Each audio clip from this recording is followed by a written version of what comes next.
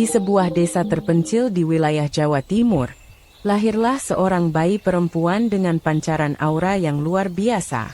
Bayi itu diberi nama Kendedes, yang berarti kesucian yang utama. Kecantikannya memukau siapapun yang melihatnya.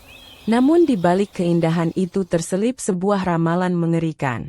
Seorang Brahmana sakti meramalkan bahwa Kendedes akan menjadi sumber petaka bagi siapapun yang berani menyentuhnya. Sebuah kutukan yang terikat pada takdirnya. Orang tua Kendedes, seorang petani sederhana, merasa bimbang antara kebanggaan dan ketakutan. Mereka sangat menyayangi putri mereka, tetapi juga khawatir dengan ramalan yang menghantui. Mereka berusaha menjauhkan Kendedes dari bahaya. Tetapi takdir memiliki jalannya sendiri. Kecantikan Kendedes tumbuh seiring berjalannya waktu, memikat mata siapapun yang memandangnya, dan membuat ramalan itu semakin menakutkan. Kisah tentang Kendedes dan kutukannya menyebar luas di kalangan masyarakat. Banyak yang mengaguminya, tetapi tak sedikit pula yang merasa takut dan menjauhinya. Kendedes tumbuh menjadi gadis yang pendiam dan bijaksana, menyadari beban takdir yang dipikulnya. Ia berdoa setiap hari agar kutukan itu tidak menimpa orang-orang yang dicintainya, berharap dapat mengubah jalan takdir yang telah digariskan.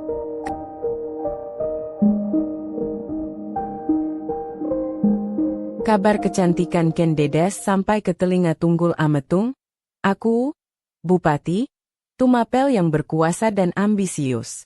Terpikat oleh cerita-cerita tentang keindahannya yang luar biasa, Tunggul Ametung memerintahkan pasukannya untuk mencari dan membawanya ke hadapannya. Ia tidak peduli dengan ramalan atau kutukan yang menyertai Kendedes, hanya hasrat untuk memilikinya yang membara di dalam hatinya. Dengan kekerasan, pasukan Tunggul Ametung menculik Kendedes dari desanya, meninggalkan orang tuanya dalam kesedihan dan ketakutan. Kendedes dibawa ke istana Tumapel, di mana ia diperlakukan sebagai tahanan sekaligus simbol kekuasaan Tunggul Ametung. Ia sangat terpukul dengan perlakuan ini, namun ia berusaha untuk tetap tegar dan menjaga kehormatannya. Di istana Tumapel, Kendedes bertemu dengan Tunggul Ametung. Ia melihat seorang pria yang kuat dan berkuasa, tetapi juga kasar dan tidak berperasaan. Tunggul Ametung menyatakan keinginannya untuk menjadikannya sebagai istri, tanpa memperdulikan perasaannya. Kendedes menolak, tetapi ia tidak memiliki pilihan lain. Ia tahu bahwa menolak Tunggul Ametung berarti kematian baginya dan keluarganya. Dengan berat hati, ia menerima takdirnya dan menjadi istri Tunggul Ametung.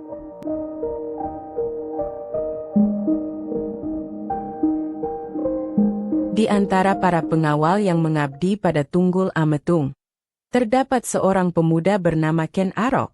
Ia dikenal sebagai seorang prajurit yang pemberani dan setia, namun juga memiliki ambisi yang besar untuk meraih kekuasaan. Suatu hari, Ken Arok ditugaskan untuk mengawal Kendedes, istri Tunggul Ametung. Saat pertama kali melihat Kendedes, Ken Arok terpana oleh kecantikannya yang luar biasa. Ia merasakan aura yang kuat memancar dari dirinya, sebuah aura yang membuatnya terpesona dan terobsesi. Ia merasa bahwa Kendedes adalah wanita yang ditakdirkan untuknya, bukan untuk Tunggul Ametung yang kasar dan lalim. Obsesi Ken Arok pada Kendedes semakin lama semakin kuat.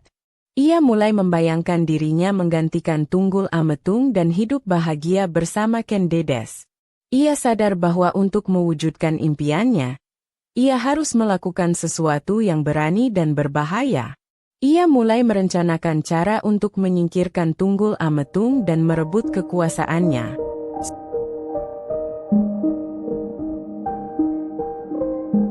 Suatu malam, saat Ken Arok sedang merenungkan nasibnya, seorang Brahmana sakti bernama Dan Hyang Lohgawe datang ke Tumapel.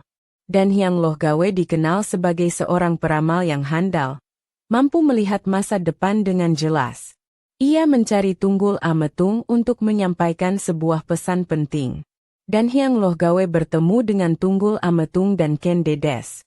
Ia memandang Ken Dedes dengan tatapan yang penuh arti, lalu berkata, "Wahai Tunggul Ametung, ketahuilah bahwa istrimu ini, Ken Dedes, akan melahirkan raja-raja besar yang akan memerintah tanah Jawa. Dari rahimnya akan lahir para pemimpin yang akan membawa kemakmuran dan kejayaan bagi negeri ini." Ramalan Dan Hyang Loh Gawe membuat Ken Arok semakin yakin bahwa Ken Dedes adalah wanita yang istimewa. Ia merasa bahwa ia ditakdirkan untuk menjadi bagian dari takdir Ken Dedes, untuk membantunya melahirkan raja-raja besar yang akan memimpin Jawa.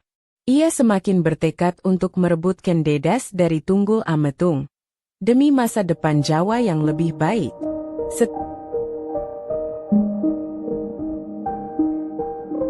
Setelah mendengar ramalan Dan Hyang Loh Gawe, Ken Arok semakin bersemangat untuk menyingkirkan Tunggul Ametung. Ia menyadari bahwa merebut Ken Dedes bukan hanya tentang memenuhi hasrat pribadinya, tetapi juga tentang mewujudkan takdir yang telah digariskan. Ia mulai mencari cara untuk membunuh Tunggul Ametung tanpa menimbulkan kecurigaan. Ken Arok mendekati Empu Gandring, seorang pandai besi terkenal yang memiliki kesaktian luar biasa.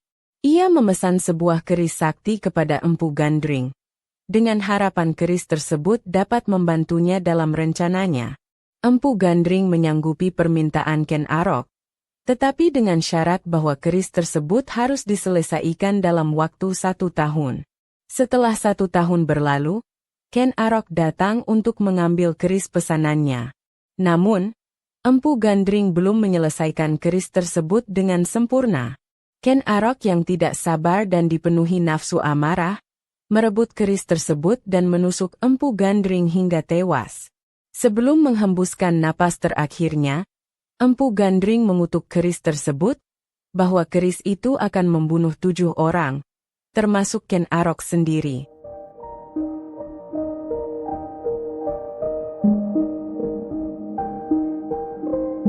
Dengan keris terkutuk di tangannya, Ken Arok menyusun rencana untuk membunuh Tunggul Ametung. Ia memanfaatkan seorang pengawal kepercayaan Tunggul Ametung bernama Kebo Hijo, yang memiliki kemiripan wajah dengannya. Ken Arok meminjamkan keris Empu Gandring kepada Kebo Hijo, dan menyuruhnya untuk memakainya saat menghadiri sebuah pesta di istana. Saat pesta berlangsung, Ken Arok menyelinap masuk ke kamar Tunggul Ametung dan menusuknya dengan keris Empu Gandring. Ia kemudian meletakkan keris tersebut di samping tubuh Tunggul Ametung, seolah-olah Kebo Hijolah yang telah membunuhnya. Pagi harinya, ketika pembunuhan Tunggul Ametung terungkap, Kebo Hijo dituduh sebagai pelaku pembunuhan karena keris yang ditemukan di dekat tubuh korban adalah miliknya. Kebo Hijo pun dihukum mati.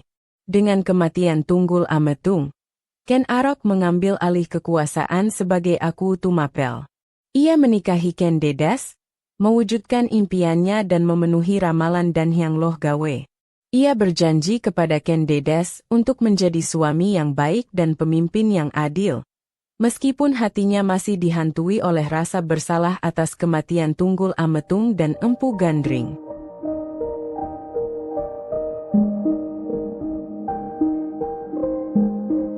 Setelah menjadi Aku Tumapel, Ken Arok menyadari bahwa ia memiliki ambisi yang lebih besar. Ia ingin menyatukan seluruh wilayah Jawa Timur di bawah kekuasaannya, dan mendirikan sebuah kerajaan yang kuat dan makmur. Ia mulai memperkuat pasukannya, dan melakukan ekspansi wilayah. Dengan kecerdasan dan keberaniannya, Ken Arok berhasil mengalahkan kerajaan-kerajaan kecil di sekitarnya dan menyatukan mereka di bawah panji-panjinya. Pada tahun 1222 Masehi, ia secara resmi mendirikan kerajaan Singasari, dengan dirinya sebagai raja pertama yang bergelar Sri Raja Sabhatara Sang Amurwabhumi. Ia memulai dinasti Rajasa, yang akan memerintah Jawa selama beberapa generasi.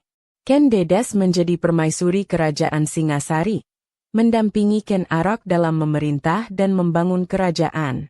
Ia melahirkan putra-putra yang kelak akan menjadi raja-raja besar, memenuhi ramalan Dan Hyang Loh Gawe. Meskipun ia mencintai Ken Arok, Ia tidak pernah melupakan masa lalunya dan rasa bersalahnya atas kematian Tunggul Ametung.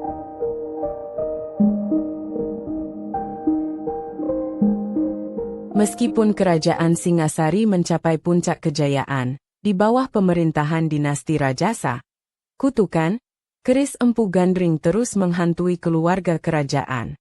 Pembunuhan, pengkhianatan, dan perebutan kekuasaan terus terjadi di kalangan keturunan Ken Arok dan Ken Dedes. Anusapati, putra Ken Dedes dari Tunggul Ametung, membunuh Ken Arok untuk membalas dendam atas kematian ayahnya. Kemudian, Ken Dedes dari selir Ken Arok yang bernama Tohjaya membunuh Anusapati.